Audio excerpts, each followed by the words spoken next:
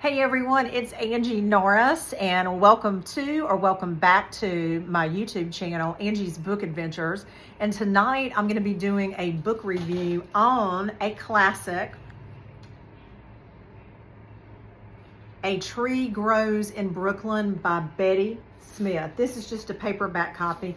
I found this in a thrift store and I had never read it. I had heard it was a classic and it was a great story set in New York City back in the early 1900s. So I picked up the book. I picked up the physical book, and when I was making out my 2025 TBR list, I had this on my list. It just so happened that earlier in the month of March, I needed an audiobook, and I was searching through some of my physical TBR to see if I could find it on audiobook. And a lot of them were, I had to put a hold on, blah, blah, blah. But this one was available. So I thought, okay, cool. I can listen to it on audiobook. But, while I'm in the car or I'm up doing chores or laundry, but I can also follow if I want to sit down in my recliner at night and follow along with the written book. I will tell you that this one took me a while to get through. First of all, before I say anything else, let me read you what the back of the book, the little synopsis of the book says, if you're not familiar with this book. It says, the American classic about a young girl's coming of age at the turn of the century. A profoundly moving novel and an honest and true one. It cuts right to the heart of life. If you miss A Tree Grows in Brooklyn, you will deny yourself a rich experience. It is a poignant and deeply understanding story of childhood and family relationships. The Nolans lived in the Williamsburg slums of Brooklyn from 1902 until 1919.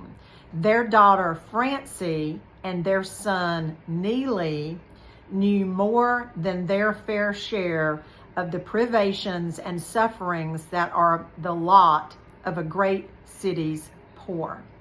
Primarily, this is Francie's book.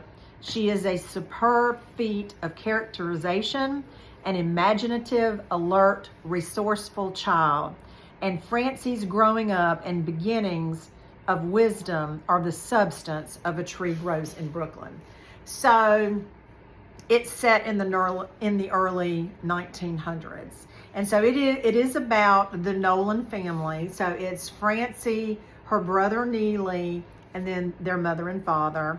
And it covers several years. I think when the book starts, I think she's 7 or 8-ish, and it takes us all the way through the end when she's 16, through the age of 16. Now, it was a classic, and I will tell you that I might have been 25 to 30% into the book, and I mean, it was just a struggle for me. I did not find it interesting at all. It was, to me, the book read kind of like a diary. Like, it was basically telling the story of this people's life, but it was just like stating facts. And this is what happened on this day. And Francie went to school, and this is what happened at school, and this is what happened with her mom, and this was what was going on with her dad. I mean, they would take a chapter and kind of go back and tell a little bit of the backstory of her mother and father and how they met and how they got married. And so her father was Irish, of Irish descent, but her mother and her father were actually born in the United States. So it actually mentions one time when she's in school and the teacher is talking about immigrants, and they went around the room and they would say, what is your heritage, your ancestry? And when they got to Francie, she said American, and the teacher thought she was being a smart aleck, but she really wasn't, because both of her parents were born in the United States, and that was very rare during the early 1900s when Francie was going to school. But I wanted to say that I had read this book. I mean, it was a pretty long paperback. It was 493 pages. So it doesn't look that thick, but the print was kind of small and it just drug out for me. So I did not enjoy this book as much as I thought I would. And so I only gave it a 3-star rating. I finished it and pushed through because it was a classic. And so now I can say that I have read A Tree Grows in Brooklyn. 3-star is what I gave it. Y'all have a good night.